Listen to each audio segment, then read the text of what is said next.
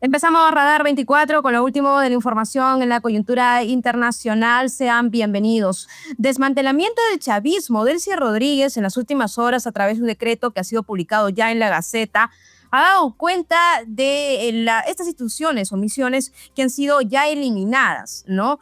Lo tenemos ya en pantalla, lo vamos a colocar el momento exacto, es decir, la Gaceta de la publicación precisamente, donde aparecen estas entidades del chavismo, de la época autoritaria. Estamos hablando del Centro Estratégico de Seguridad y Protección de la Patria, ahí lo podemos leer, también la Fundación Pro Patria 2000, Oficina Presidencial de Planes y Proyectos Especiales, la Fundación y Misión de Jóvenes de la Patria.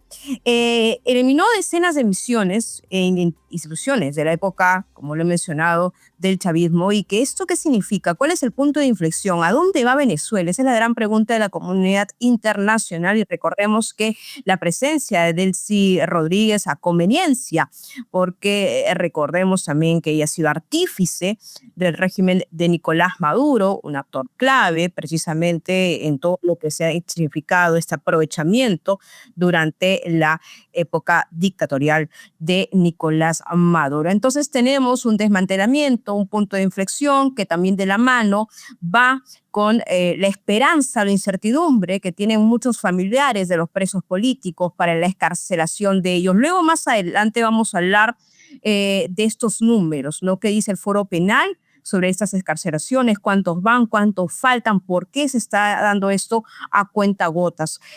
Ahí tenemos algunos apoyos precisamente de lo que ha significado estas últimas horas, también de algunos eventos que ha tenido Delcy Rodríguez, la presidenta interina de Venezuela, pero que ha dicho Donald Trump claramente en varias ocasiones, en varias entrevistas, que él es el encargado de Venezuela, el presidente encargado de Venezuela. Hablábamos también de este tema que ha significado el golpe más sensible, porque son instituciones que han dado, digamos, esa base sólida a un chavismo. Estamos hablando de la desaparición del Centro Estratégico de Seguridad y Protección de la Patria, el CESPA, y también el organismo encargado de vigilar, clasificar y censurar información sensible para el régimen chavista. Vamos a seguir hablando de Venezuela, pero ahora vinculado a Donald Trump, porque ustedes recordarán el pasado 3 de enero, ¿no?, de la detención precisamente de Nicolás Maduro. ¿Y qué ha dicho Trump en las últimas horas? Que va a conceder la medalla de honor del Congreso a un guerrero estadounidense que participó en la captura de Maduro en Venezuela. Vamos a escucharlo. Adelante.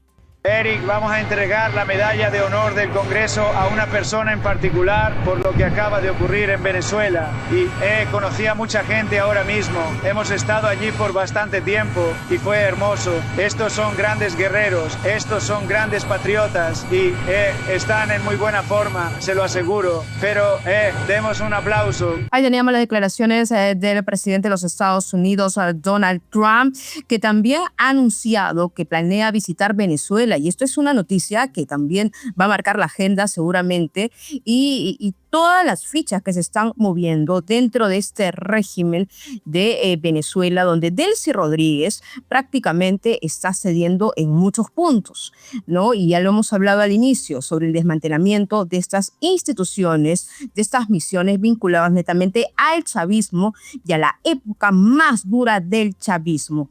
A ver, este anuncio de Donald Trump se está dando ya un mes, un poco más de un mes después de la captura de Nicolás Maduro en una operación en Caracas, una operación que generó repercusiones en la comunidad internacional, que generó también mucho asombro por, digamos, lo quirúrgico que fue la forma de la preparación, y que fue ejecutado por las fuerzas militares norteamericanas. Seguimos hablando de los Estados Unidos, pero esta vez vinculado a Marco Rubio, el secretario de Estado de ese país, que ha asegurado que la situación en Venezuela es mucho mejor desde la captura del pasado 3 de enero, ¿no? El funcionario defendió la operación militar que permitió la detención del líder del chavismo y subrayó que el país sudamericano enfrenta una posibilidad de cambio que no existía hace 6 semanas.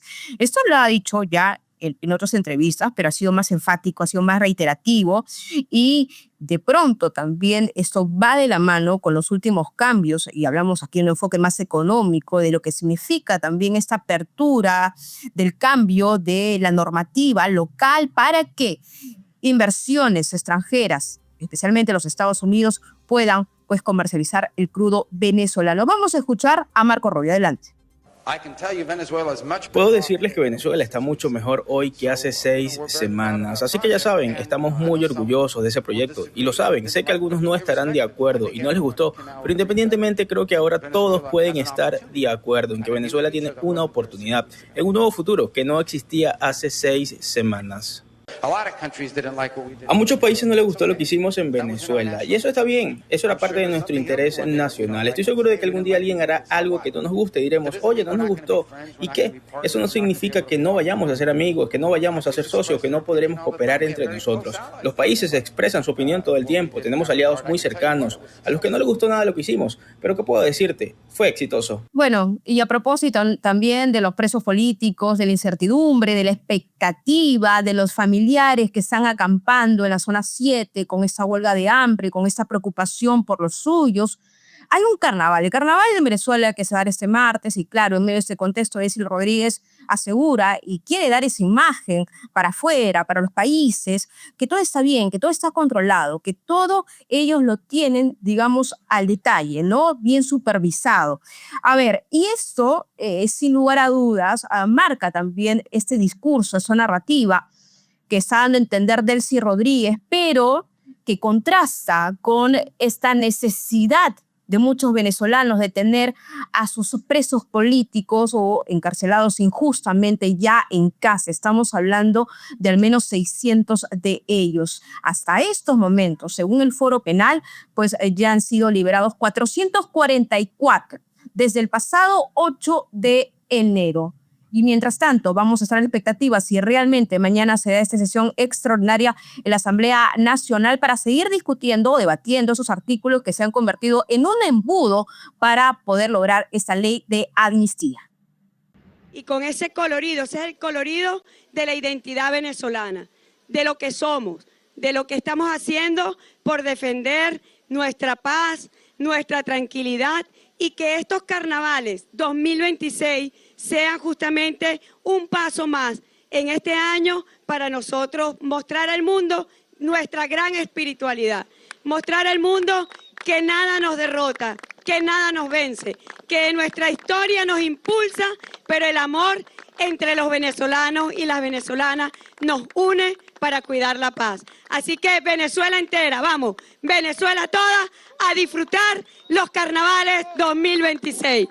Y ahora ya estamos en contacto con Santiago Vidal, analista político venezolano. Gracias por estar en ese espacio. Y mi primera pregunta tiene que ver sobre este desmantelamiento del chavismo.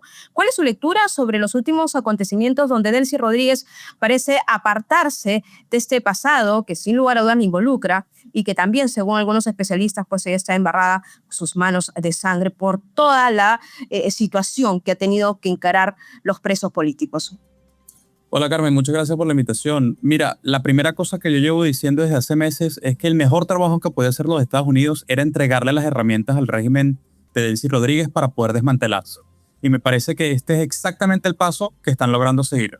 Uno de los grandes problemas con muchas de las instituciones que acaban de desmantelar es que no sabemos a dónde se fueron los fondos, cuál fue el fin o cuál fue la membresía de estas instituciones. Muchas de estas instituciones se crearon solamente para el fin de lavar dinero y otras instituciones se crearon para poder comprar votos en la sociedad o poder mantener algún tipo de calma a los círculos chavistas. Entonces aquí están entregándole las herramientas del régimen para poder desmantelarse y obviamente lo que no queremos es un cambio de régimen abrupto porque aquí no sabemos qué va a pasar. Hay muchos factores que están totalmente en contra de la oposición, como pueden ser los militares, pero lo importante aquí es que sí estamos en la dirección de un cambio de régimen, sí estamos en la dirección de una transición y que estamos otorgándole las herramientas al régimen para poder desmantelarse ellos mismos para que después una oposición pueda triunfar en Venezuela. Correcto. Ahora, Santiago, es importante mencionar ya para desagregar la información en cuanto al contenido, es decir, las misiones, estas instituciones, a qué se dedicaban. Y tú has nombrado algo muy importante. No tenían el ojo de la fiscalización, de la Contraloría, ¿no? ¿De dónde venían esos fondos? ¿A dónde iban esos fondos? Y ahora, ¿qué va a pasar también con esos fondos? A ver, las instituciones que se han desmantelado, básicamente, ¿cuál es la que tú consideras que debe remarcarse, sobre todo como en este andamiaje, ¿no?, que ha tenido el régimen de Nicolás Maduro, este régimen chavista? Bueno, una de las principales instituciones que se desmantelaron fue la de seguridad, y esa institución de seguridad se conoce que hacía mucho trabajo para poder vigilar a la población venezolana, para poder estar al ojo de qué estaba pasando con la disidencia venezolana, tanto en la sociedad. Y muchas de las otras misiones que se encuentran también en los barrios son planes que tanto un gobierno de oposición como un gobierno del régimen van a tener que continuar de alguna forma, porque hay mucha población pobre en Venezuela que lamentablemente se encuentra en unas situaciones muy, muy malas. Pero la verdadera pregunta es, ¿con qué fin se están haciendo estas misiones? Y en realidad el fin que nosotros hemos visto en los últimos 27 años fue un fin de comprar votos, de poder mover a candidatos a ganar las elecciones, sea de forma fraudulenta o de una forma tratando de obligar a la gente a poder votar, de poder comprar lealtad en la sociedad y poder lavar dinero. Estos son los únicos fines que hemos visto estas instituciones. Yo creo que ningún venezolano te puede decir de que estas instituciones han funcionado con el carácter o con el propósito que de verdad deberían haber funcionado. Y si nosotros los venezolanos no creemos que estas instituciones vayan a funcionar tanto en un régimen de Delcy, yo creo que lo mejor que podemos creer ahorita es confiar en los Estados Unidos, que le está entregando las herramientas del régimen para poder desmantelarse, y que los Estados Unidos vaya a implementar con nosotros un plan para poder hacer Venezuela un gran país de nuevo. Ahora, Santiago, sabemos bien que estamos en medio de fases, ¿verdad? Unas fases que ya se han hablado, que se han analizado, pero ¿qué significa la llegada del presidente de los Estados Unidos, Donald Trump, a Venezuela? Bueno, sería un momento súper importante. No sé si las personas que les gusta la historia se recuerdan, pero ya han habido varios presidentes de los Estados Unidos que han venido a Venezuela, y este sería un marco de un presidente que vendría tanto en la oficina Oval como estuviera trabajando en la oficina Oval y no fuera de la oficina, y estaría visitando en cuestión diplomática, estaría visitando en cuestión de quiere ver a Venezuela, pues obviamente sería un plan de ejerción de presión, y todo esto ha sido la campaña durante los últimos 7 meses. Ha sido aumentar la presión para que el régimen no vea ninguna opción de poder salir. Y esta es la pregunta que yo le hago a muchísimas personas. Ya lo imposible pasó. Ya lo imposible fue que capturaron a Nicolás Maduro. Muchísimas personas piden que eso nunca iba a pasar, que la mayoría de la presión de los Estados Unidos iba a ser para poder lanzar algunos misiles dentro del territorio nacional a lugares estratégicos de narcotráfico, y que nunca iba a haber algún tipo de incursión militar a Venezuela, pero ya eso imposible pasó. Y lo peor fue que pasó, o bueno, lo mejor fue que pasó de una forma espectacular. No hubo ningún tipo de muerte por parte de ningún americano, ningún inocente civil venezolano tampoco murió. Estos son datos súper importantes que hay que mencionar. Entonces, la llegada del presidente Trump a Venezuela sería aumentar la presión en el territorio nacional, poder decirle a Delcy en realidad que el mando viene por parte de los Estados Unidos, y desde el alto mando de los Estados Unidos, que no es Marco Rubio solamente, sino que también es el presidente Trump, y que aquí el único plan de salida es la salida de Delcy Rodríguez y de todos sus asociados del gobierno. Ahora, Santiago, preguntarte sobre los presos políticos o estos excarcelados injustamente. Yo he dado algunas cifras, según el Foro Penal, 444 ya han sido escarcelados, todavía quedan al menos 600, sobre todo en la zona 7, donde hay también muestras, ¿no?, por parte de esos familiares. La pregunta concreta es, ¿qué es lo que realmente va a pasar? Porque mañana se había convocado a una sesión extraordinaria en la Asamblea Nacional de Venezuela, pero hay un embudo, son varios artículos donde hay parámetros que no permitirían que todo salga realmente. Y teníamos a Jorge Rodríguez la semana pasada diciendo que todos van a salir. ¿Cómo entender esta contradicción, no, precisamente esta narrativa de este gobierno interino que está siendo encabezado por Delcy Rodríguez? Bueno, mira lo que pasó con Juan Pablo Bonipa. A él lo excarcelaron y a menos de las 24 horas lo volvieron a carcelar. Y la pregunta aquí es, ¿qué clase de fin están haciendo entonces esto? Si esto es un juego para ellos, para nosotros no es un juego. Estamos hablando de la vida de miles de personas que se encontraron en situaciones súper precarias. Inclusive hay muchísimas personas que nosotros todavía no sabemos si se encuentran vivos o no. Y hay personas que van a salir de ahí seguramente que no están vivas. Y la pregunta aquí de verdad es si esto es un juego para ellos. Aquí estamos hablando de la vida de muchísimas personas con sus familiares, presos políticos que fueron injustamente carcelados por disidencia política o por otras situaciones. Yo conozco un gran caso, una gran amiga mía, que su papá fue carcelado por estar saliendo con una militar que fue disidente al gobierno, después se escapó del país, y para pagarla en contra de la militar cancelaron al señor. Entonces aquí estamos hablando de muchísimos casos que son increíblemente injustos, y yo creo que aquí la verdadera pregunta es dos cosas. Uno, que están escarcelando a los presos políticos a un paso muchísimo más rápido que muchos de los venezolanos estaban esperando. Nosotros nunca hubiéramos esperado que lo hubiesen escarcelado, porque la presión para nosotros era pues muy alta, pero para ellos mantener a los presos políticos pues era un canje de negociación para ellos, una negociación. El segundo punto es si los están escarcelando, pues que los terminen de sacar a todos, porque la importancia aquí es entonces si van a enseñar buena fe en el proceso de negociación o de transición para que ellos, no sé cuál será el fin del gobierno, poder salir del país para otro lugar como Qatar o Turquía para poder disfrutar sus billones, si en realidad quieren hacer un fin como esos, pues terminen de escarcelar a los presos políticos, porque eso sería una buena obra de fe tanto para las familias venezolanas como para el gobierno de los Estados Unidos. De acuerdo, ahora voy a proyectarme un poquito más, digamos, para el futuro, ¿no? En el sentido de la figura del Mundo González Urrutia como tal. Hay elecciones que la comunidad internacional fue testigo, pasado 28 de julio, donde él fue elegido como presidente de Venezuela. Desde tu punto de vista, ¿qué es lo que podría darse? O sea, estamos viviendo diversos puntos de actualización día a día en Venezuela, ¿no? Que podrían marcar la pauta quizás de estas elecciones generales. ¿Tú crees, la pregunta concreta es, ¿tú crees que aquí podría darse un escenario viable para unas elecciones realmente libres y transparentes? Yo sí espero que en algún punto en los próximos 12 meses nosotros veamos unas elecciones libres y transparentes en Venezuela. Y honestamente eso es lo que me gustaría a mí, lo prefiero y también creo que eso va a pasar.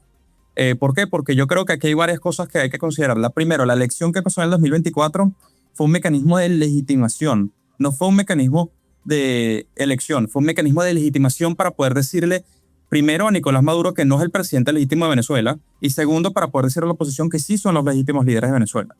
También ese mecanismo de legitimación le ayudó a los Estados Unidos como mecanismo legal y de justificación para poder entrar el 3 de enero en Venezuela y poder remover no a un presidente, a un dictador que está usurpando el poder.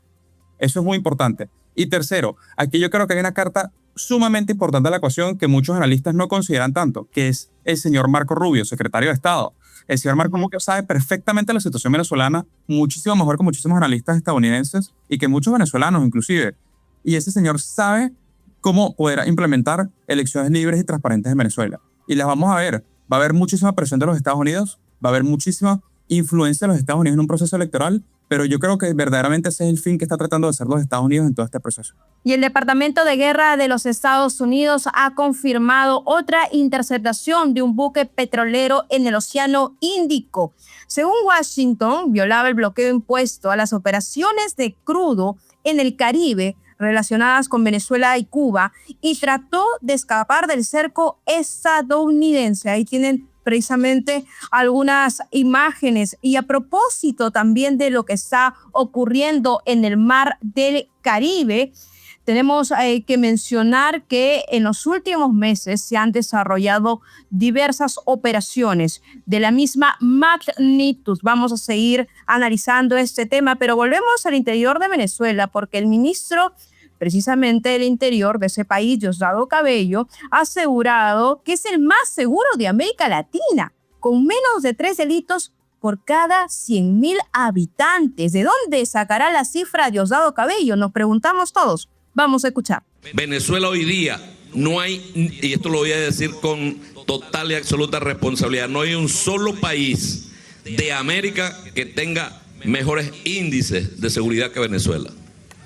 No lo hay. No lo hay. Menos de 3 delitos por cada 100,000 habitantes. Búsquenlo. Y aquí no nos caemos a coba nosotros. Revisamos todas las semanas los índices delictivos. Y vamos chequeando.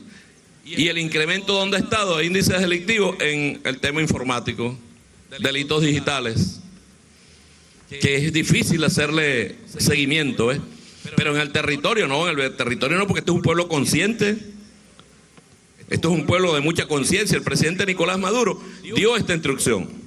Bueno, y a propósito de estas declaraciones que están generando ya repercusiones, ¿no?, sobre el origen de la data, de las cifras, bueno, llama la atención también lo que está pasando con los familiares de los presos políticos que se encuentran en los exteriores de varios centros de detención, por ejemplo, en la zona 7, huelga de hambre, acampando, pidiendo por los suyos, tratando de recuperar precisamente la dignidad, pero también la vida. Muchos de ellos no saben si sus parientes siguen con vida. Imágenes que van a ver en pantalla pantalla en estos momentos porque hay algunos que desde el sábado pasado mantienen una huelga de hambre fuera de un comando policial en Caracas y han sufrido ya problemas de salud. No, una de ellas se desmayó 2 veces y se descompensa cada vez que intenta levantarse. Realmente es dramático lo que está ocurriendo. Otras personas, evidentemente, no han sufrido dolores de cabeza, problemas con la presión arterial y en general ya se percibe un desgaste en los manifestantes quienes exigen la liberación de sus parientes. Miren el siguiente video. 50 horas en huelga de hambre, estamos presentando diferentes situaciones, sabemos que ya familiares allá adentro se están descompensando, un médico, el doctor Arriaza, ya conocido por todos como un profesional intachable de reputación que ha prestado apoyo a diferentes centros penitenciarios de forma objetiva, no le permiten el ingreso solicitándole una orden judicial. Quiero indicarles en este momento que a pesar de nuestra condición de salud, que es bastante ahorita deplorable, que estamos ya bastante golpeadas por todo el tema de la huelga de hambre, ya estamos muy descompensadas, igualmente nos vamos a mantener en la lucha. Si el doctor no pasa, el doctor Arriaza, a verificar el estado de nuestros familiares para que de forma objetiva nos indique cómo están cada uno de los centros que están, cada uno de los presos políticos que están en este centro detenido, aquí acabamos de negar el acceso a cualquier policía de cualquier cuerpo. Aquí no me entran más nada. O dejan entrar al doctor Arriaza o aquí no entra más nada. No es una orden arbitraria, es la necesidad de proteger nuestros derechos humanos. Están violándonos el derecho a la vida. No es posible que ellos tienen desde el viernes al mediodía en huelga de hambre. Están descompensados y no le están permitiendo el acceso al doctor Arriaza para que haga la evaluación médica de forma objetiva y precisa. Y una de las noticias también que se ha comentado en las últimas horas es que Maduro pide desde su celda, desde Nueva York, ser considerado en esta amnistía, en esta ley general de amnistía que está entrampado todavía en la Asamblea Nacional General de Venezuela. Y esto es considerado lo insólito. Y de hecho, para hablar sobre este tema y otros, ya estamos conectados con Antonio Ledesma, es alcalde de Caracas, coordinador del Consejo Político Internacional de María Corina Machado y el presidente Edmundo González Urrutia. Antonio, un placer tenerlo en Radar 24. Igualmente, Carmen, un saludo para ti y para toda la audiencia. Tu primera reacción, Antonio, sobre este pedido, que según también lo que ha trascendido ha sido a través de Nicolásito, el hijo de Maduro. Bueno, esto es insólito. Una ley de amnistía no puede concebirse para lavarle las manos manchadas de sangre a los que están comprometidos con la perpetración de crímenes de lesa humanidad. No puede ser para limpiarle las culpas a quienes tienen que rendir cuentas ante la justicia nacional e internacional. En el caso de los presos políticos, civiles y militares en Venezuela, bien se sabe que somos víctimas de una cacería política, que todos estos procesos han sido montados con artificios por parte de un régimen que ha controlado las instituciones públicas, pero en el caso de Maduro está más que justificada su detención porque sobran los expedientes que lo señalan como eslabón de las redes del narcotráfico internacional, sus alianzas con el terrorismo internacional, además de todos los eventos de corrupción que han configurado un saqueo que no tiene parangón en la historia de la humanidad.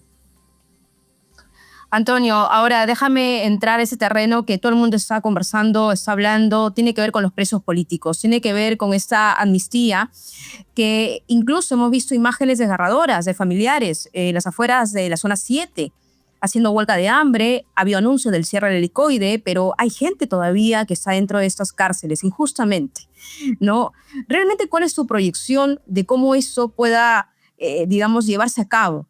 Pueda desenvolverse, pueda evolucionar, porque parece ser que hay mensajes contradictorios, un discurso muy extraño, paradójico, porque la semana pasada teníamos a Jorge Rodríguez diciendo que van a salir todos y de pronto se encuentra todo entrampado en la Asamblea Nacional de Venezuela.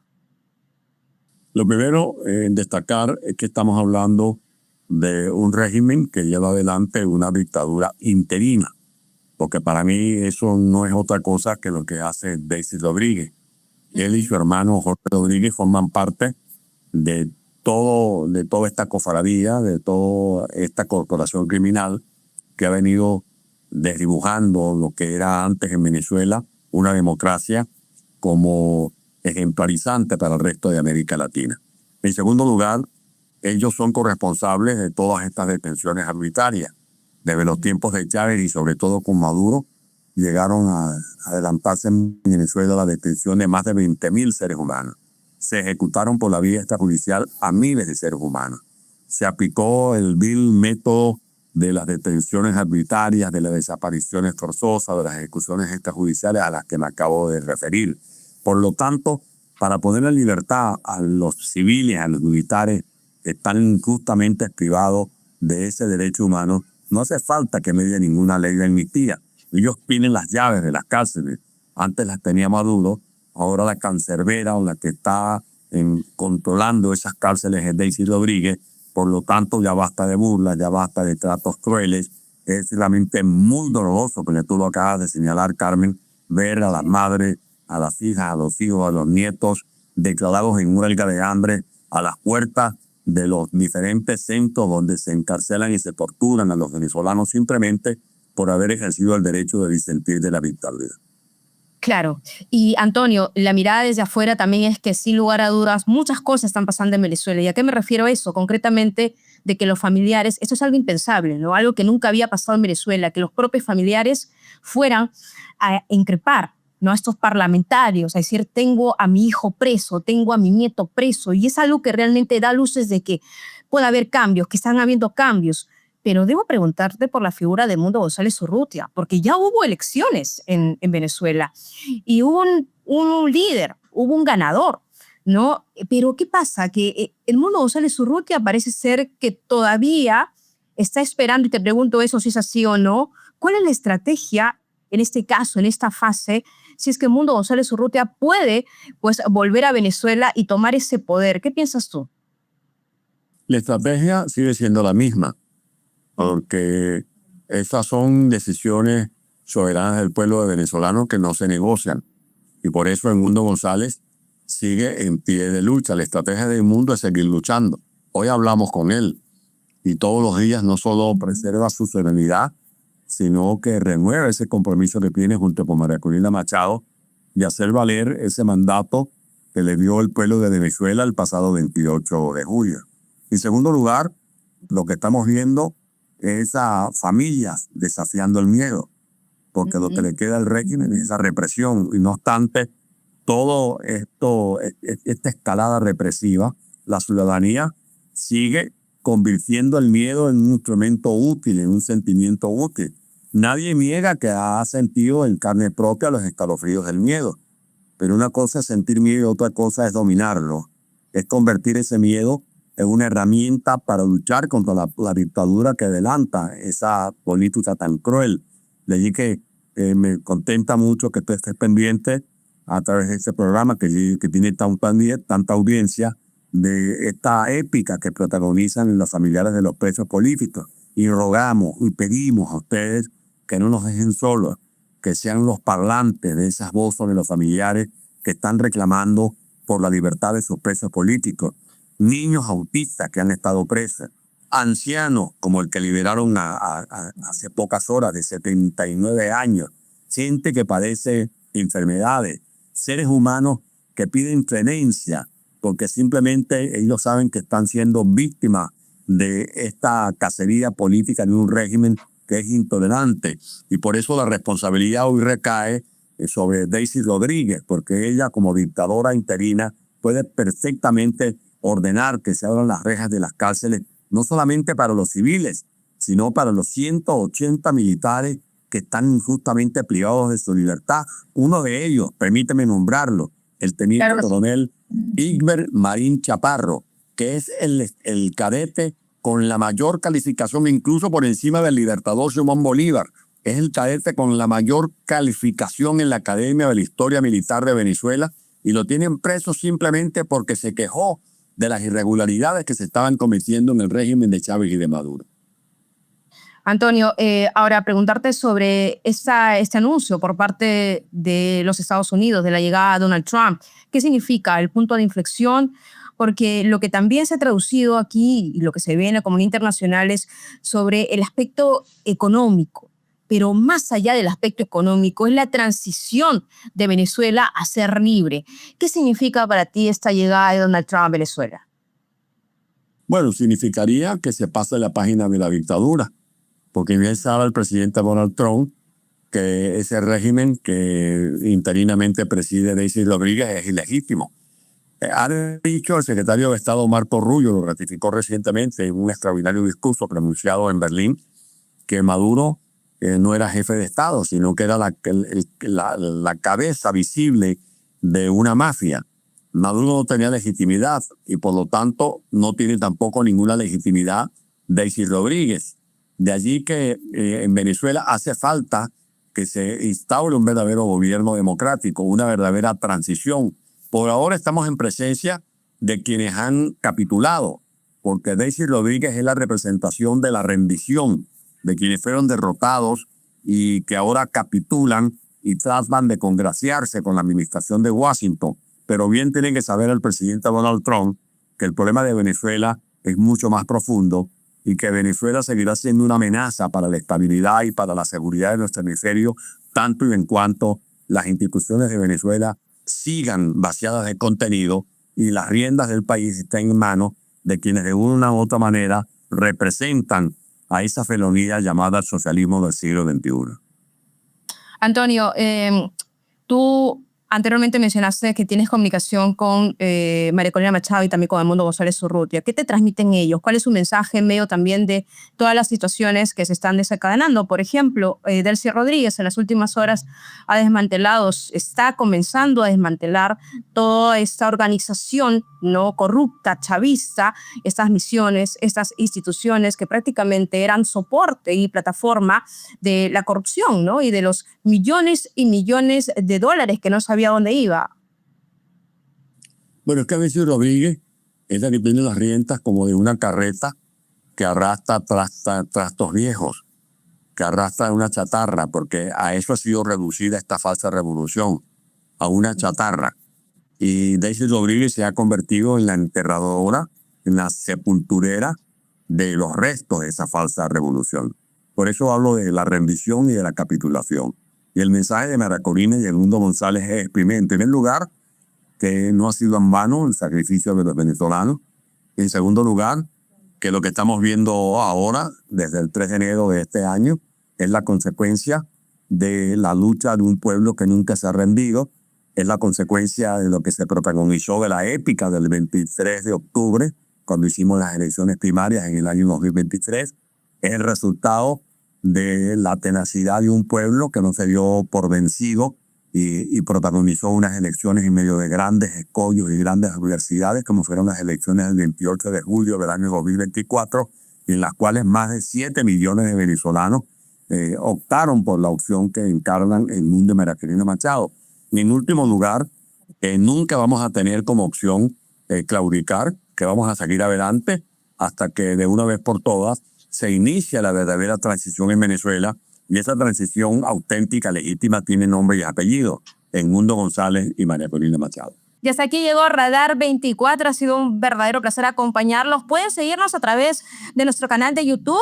Pueden suscribirse, activar la campanita, también dar like y poner todos sus comentarios. Cerramos en esta edición con una pregunta. ¿Qué pasará este 17 de febrero en la Asamblea Nacional de Venezuela? ¿Realmente se logrará discutir la ley de la amnistía general? Nos vemos hasta la próxima oportunidad.